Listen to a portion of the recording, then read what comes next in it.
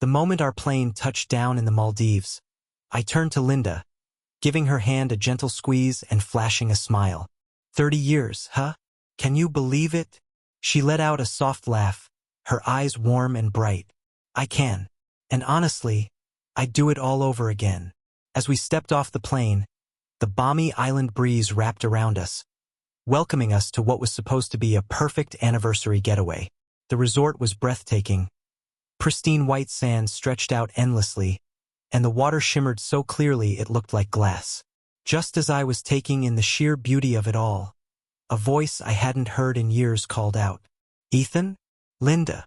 Turning around, I spotted Jessica and her husband, Mark, heading toward us.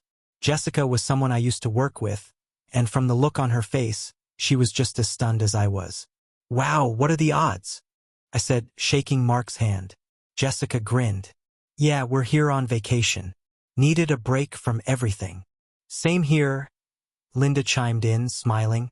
We chatted for a bit, catching up on life before agreeing to meet up later. The rest of the afternoon flew by, unpacking, settling in, and taking long walks along the shore. Everything about it felt perfect. Just me and Linda celebrating 3 decades together. But as the sun dipped below the horizon, splashing the sky with deep shades of orange and purple, the entire trip took a turn I never saw coming. We were on the villa's balcony, a half-empty bottle of wine between us, when Linda shifted slightly and looked at me. Her expression was unreadable. "I need to tell you something," she said. I set my glass down, suddenly uneasy. "What is it?" She hesitated, taking a deep breath before saying the words that would shatter everything. "I want to sleep with Mark." At first, I thought I must have misheard her. I blinked. "What?" She met my gaze, her face eerily calm. "I've been thinking about this for a while," she admitted. The pit in my stomach dropped like a stone. "You're joking, right?" Linda shook her head, completely serious. "No, Ethan, I'm not." A bitter, humorless laugh escaped me. "So, let me get this straight. You're telling me, on our anniversary trip, no less, that you want to sleep with another man? With Mark?" Her hand reached for mine, but I pulled back. "I'm not trying to hurt you," she said softly. I scoffed, the anger rising fast. "How the hell do you think this feels?" "I still love you," she insisted, her voice barely above a whisper. "But I need this." I stared at her, my mind racing, my pulse hammering in my ears. This wasn't some drunken slip-up, not a spur-of-the-moment confession. She had planned this. I finally exhaled, the weight of it all crashing down on me. "No," I said, my voice firm.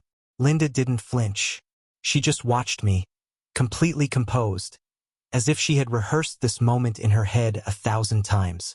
"You planned this," I said, my voice hoarse with disbelief. She nodded. "I talked to Jessica about it weeks ago. She's on board." Then, as if that wasn't enough, she added, "She thinks you're attractive, Ethan. She always has." I ran a hand through my hair, scoffing. "So you thought I'd just be fine with this? That I'd just, what? Go sleep with Jessica while you hook up with Mark?" Linda sighed, as if I was the one being unreasonable. "It's not just about that, Ethan. It's about feeling alive again. About excitement." She leaned in, her voice softer, coaxing. "Mark is young, full of energy. I miss that. And I know you've noticed Jessica. She's beautiful. She's younger. This could be fun for both of us, without guilt, without secrets." My jaw clenched. "You actually think this is good for our marriage?"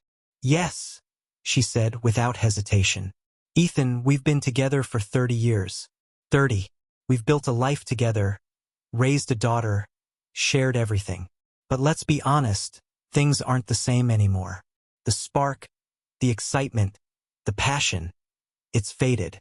She reached for my hand again, her tone almost pleading now. "This trip is about celebrating us, but it's also about reviving us.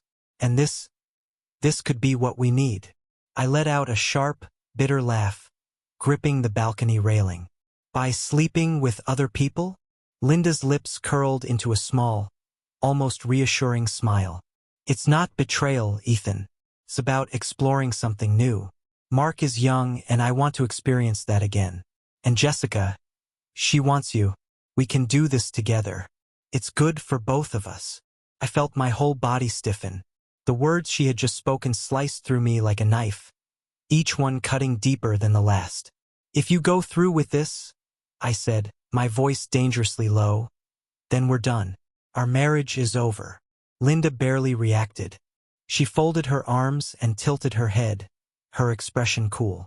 Ethan, I paid for this trip, and I'm going to enjoy it however I please. If you want to sit here and sulk, that's your choice. But you're not stopping me. My fists clenched. So that's it? 30 years together. And this is how you treat our anniversary? Like some free pass to cheat. She let out an exasperated sigh, shaking her head. It's not cheating if I'm telling you up front. And just so we're clear, if you refuse, I'll just have a three-way with them instead. I'm perfectly fine with that. My stomach churned, nausea twisting inside me. As if sleeping with Mark wasn't bad enough, now she was throwing a threesome into the mix? Like she wanted to make it as grotesque as possible, rubbing it in. I clenched my jaw, fury pulsing through me. You know what, Linda? If you've already made up your mind, then I'm not wasting another second trying to fix this marriage. I exhaled sharply, my hands trembling with anger. Go ahead. Do whatever the hell you want. Sleep with Mark. Have your damn threesome. But don't expect me to be here when you're done. She didn't flinch, didn't waver, just stared at me with that same infuriating calm. I shook my head in disgust. Start looking for a lawyer. Then, without another word, I walked out. The whole day I was seething. No matter where I went, no matter what I did, my mind kept circling back to Linda's words, the way she had said them so casually, like our 30 years together meant nothing. Every memory of our marriage, the laughter, the struggles, the life we had built, felt trampled, discarded like an old, forgotten thing. By the time I returned to the villa, my blood was boiling. I pushed the door open, half hoping to find some sign that she had come to her senses. That maybe, just maybe, she had realized what she was about to destroy. But there she was, standing in front of the mirror, brushing her hair, swiping lipstick across her lips, getting ready for a night out. Except it wasn't with me. She turned, flashing a smug smile. Last chance, dear, she said in a sing-song tone. You can either have a young woman in your bed tonight, or you can lie here all alone and dream of me getting hot, passionate sex with Mark and Jessica. She let the words hang, watching me, waiting for me to break. I took a slow step forward, my expression dark. My voice was low, razor sharp. Last chance, honey. You can either save your marriage, or face my wrath. And trust me, when I'm done, there won't be anyone who can save you. She rolled her eyes, waving a dismissive hand. Don't threaten me, Ethan. You don't own me. I deserve this. She turned back to the mirror, meeting my eyes through the reflection. Her lips curled, cold and indifferent. Most of the time, I have to fake it anyway. So shut up before I humiliate you even more. Something inside me snapped. If Linda wanted to go low, then fine. I'd meet her right down in the mud. She had spent the entire day tearing me apart, treating me like some pathetic obstacle in her little fantasy. But she'd made one crucial mistake. She forgot who she was dealing with. I wasn't the kind of man who'd just stand there and take it. I stepped in closer, my voice sharp and cold. Well, since you've decided to go down this road, let me return the favor, darling. I dragged out the last word, letting the sarcasm sink in. Her smug expression faltered, just for a second. You think I'm boring in bed? All right, then let's be real here, sweetheart. You're about as exciting as a dried-up well in the middle of Texas. Her jaw tightened, but I wasn't done. Not by a long shot. Honestly, being with you feels like I'm some lunatic trying to end it all by rubbing sandpaper all over himself. A flicker of rage flashed in her eyes, but I pressed forward, my smirk widening. And while we're on the subject, let's talk about what you conveniently ignore. Linda, you're unkempt. It's like a damn Himalayan bear crawled between your legs, died there, and started decomposing. She sucked in a sharp breath, her hands clenching into fists. I could see the cracks forming now. "So no, my dear love, you're not the only one faking it," I continued, my tone laced with mockery. "I played along because I loved you. But since you've made it your mission to stomp all over that love, to humiliate me like this, I figured I'd return the favor." Linda's nostrils flared, her whole body tensing. I turned to the nightstand, grabbed my electric trimmer, and tossed it onto the bed beside her. "No matter how much you doll yourself up tonight, I already know exactly how this is going to play out. Here, take this with you. Consider it my parting gift. Mark will appreciate my help." For the first time that night, she looked genuinely rattled. Maybe it was the bear comment. Maybe it was because I wasn't crumbling the way she expected. Either way, I saw her confidence slip, just a little. Still, she turned back to the mirror, determined to act unfazed. She picked up her perfume and practically drowned herself in it, as if a cloud of expensive fragrance could somehow mask the stench of betrayal. I watched her, my anger still simmering, but now with a cold, controlled edge. She had played her hand. Now it was my turn. I sat on the bed, stretching my legs out, my smirk never leaving my face. She thought she held all the power tonight, thought she had me cornered. But she had no idea just how much damage she had already done. There was no coming back from this. She had burned our marriage to the ground, and now she was standing in the ashes, waiting for me to try and salvage what was left. She grabbed her purse, walking toward the door, each step deliberate, her heels clicking against the floor. She carried herself like a woman in control, like nothing could shake her. But just as she reached the door, she hesitated. Her head turned slightly, her gaze flickering toward me, like she was waiting for something. Maybe she thought I'd beg. Maybe she thought I'd try to stop her, grab her wrist, plead with her not to do this. Instead, I leaned forward, resting my elbows on my knees, and chuckled. "You're forgetting the trimmer." Her lips pressed into a thin line, her frustration flashing in her dark eyes. But she didn't say a word. She turned away, opened the door, and walked out. Never looked back. I sat there, staring at the empty doorway. A small, almost imperceptible crack formed in my heart, deeper than I wanted to admit. 30 years of marriage. 3 decades of love, laughter, struggles, memories. All discarded in a matter of minutes. For what? For a meaningless night with a younger man? For some twisted attempt to relive her youth at the cost of everything we had built? I let out a slow breath, my fingers tightening around my phone as the weight of it all settled over me. This was it.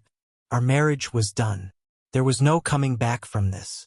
But I wasn't just going to sit here and let her walk away without consequences. I scrolled through my contacts until I found Emily's number.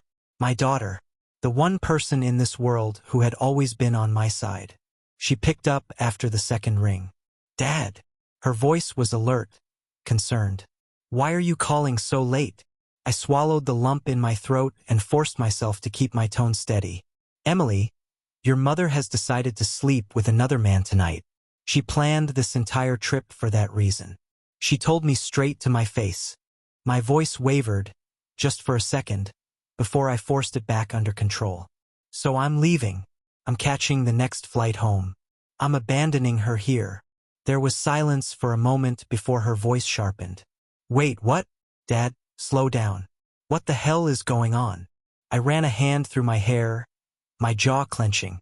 "I just wanted you to know," I said simply. Then I hesitated, because I knew what I was about to say would worry her. "And I'm sorry for what I'm about to do next." "Dad." Her tone was urgent now. "What does that mean? What are you talking about?" I didn't answer. I ended the call before she could press me any further. My heart pounded as I stared at the screen for a long moment. Then, with a slow exhale, I dialed the front desk. "Hello, Mr. Ethan. How can we assist you?" The receptionist's voice was polite, professional. I took a breath. "I need to speak with the local authorities." Back in the US, 2 women being together wouldn't raise an eyebrow. But here, in the Maldives, different story. Under Sharia law, Section 411A2 was very clear. Same-sex relations were punishable by up to 8 years in prison, plus 100 lashes. Linda had made her choice. Now it was my turn to play my hand. When the police arrived, 2 officers stepped into the hotel lobby, their expressions neutral but sharp. I greeted them with a polite nod and gestured toward the seating area. One of them, Officer Rashid, folded his arms. "Sir, we were told you requested urgent assistance. What seems to be the issue?" I leaned forward. "It's a delicate matter." I let my voice drop slightly.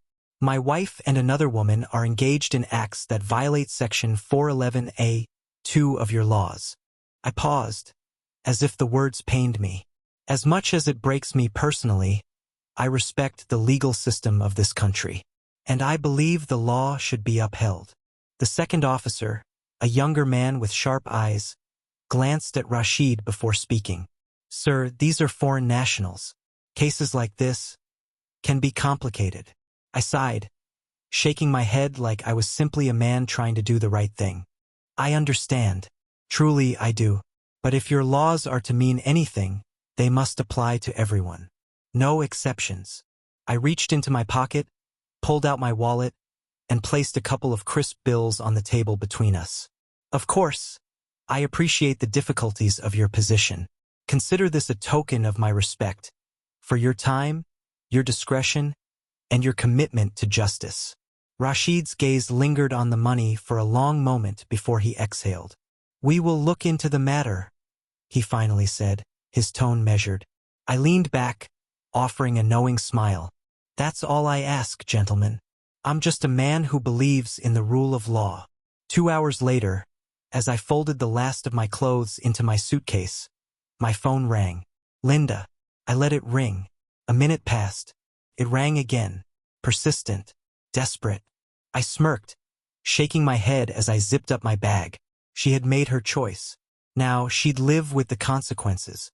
Before leaving, I did one final sweep of the room, making sure I hadn't left anything behind.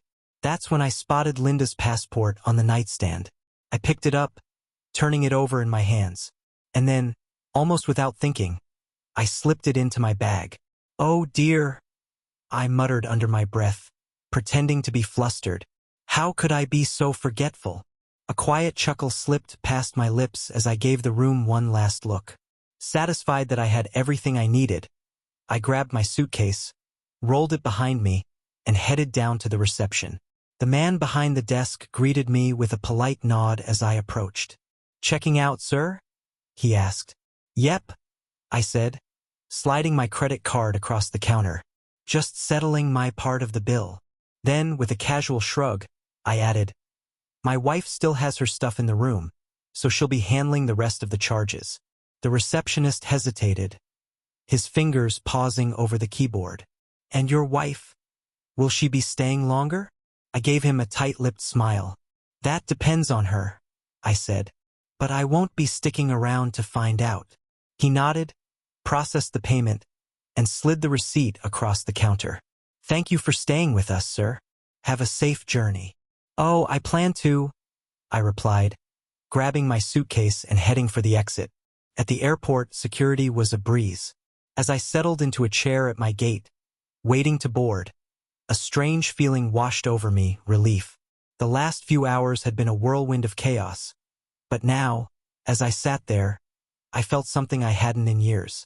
Accomplishment. The flight home was uneventful.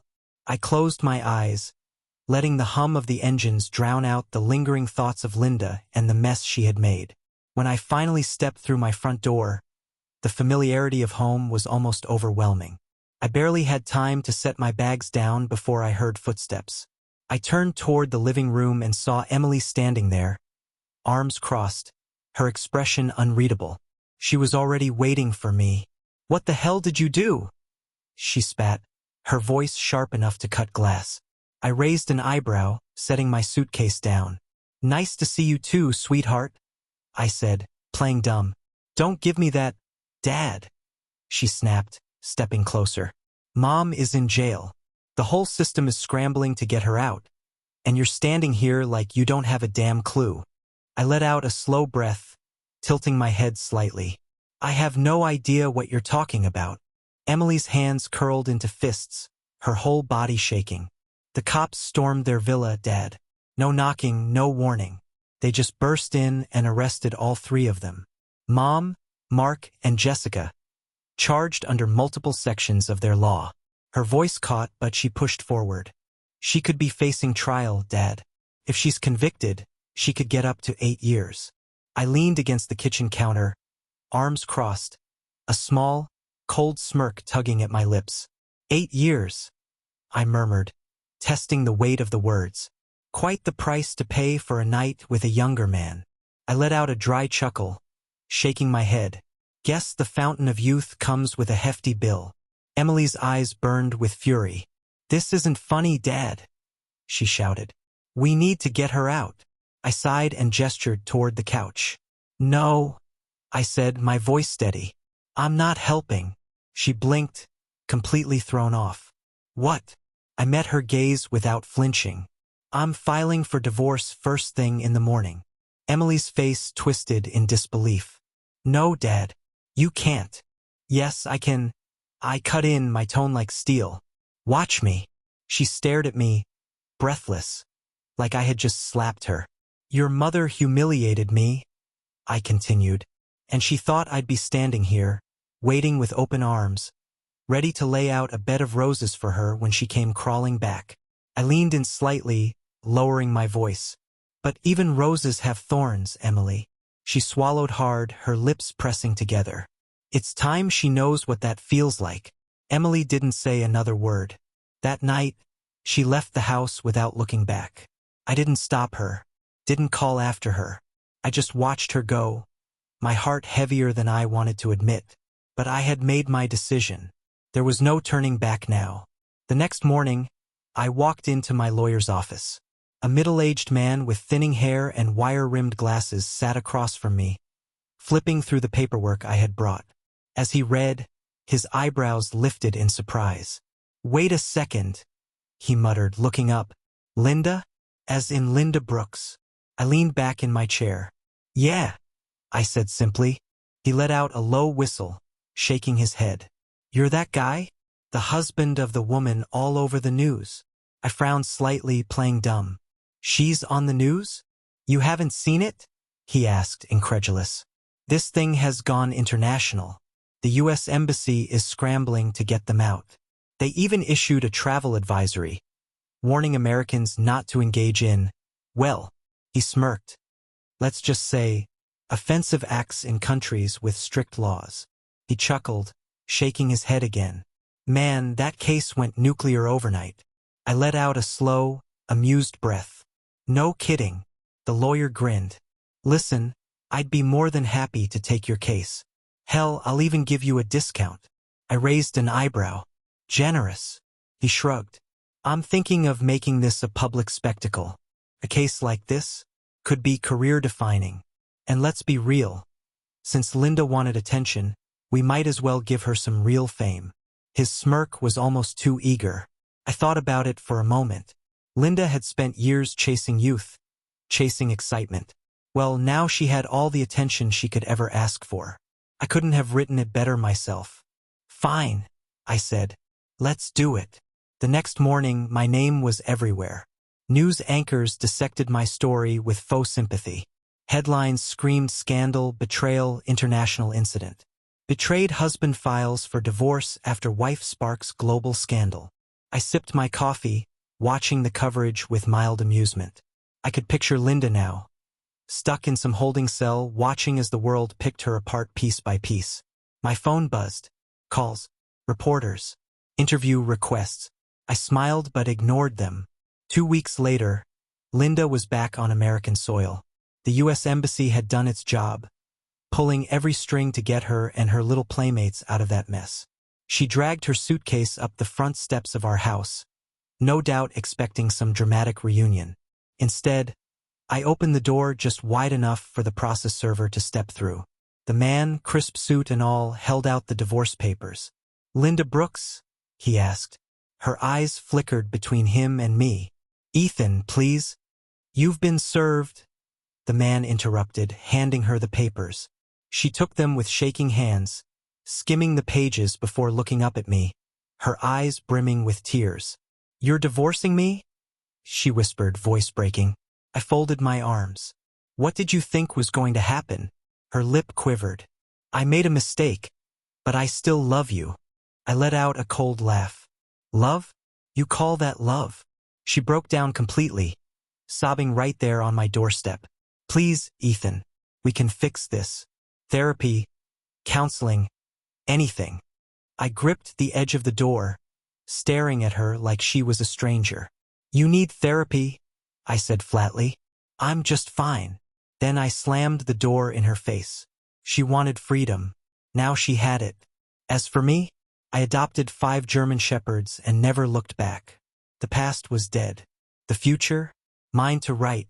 Thank you for watching. Don't forget to subscribe and like.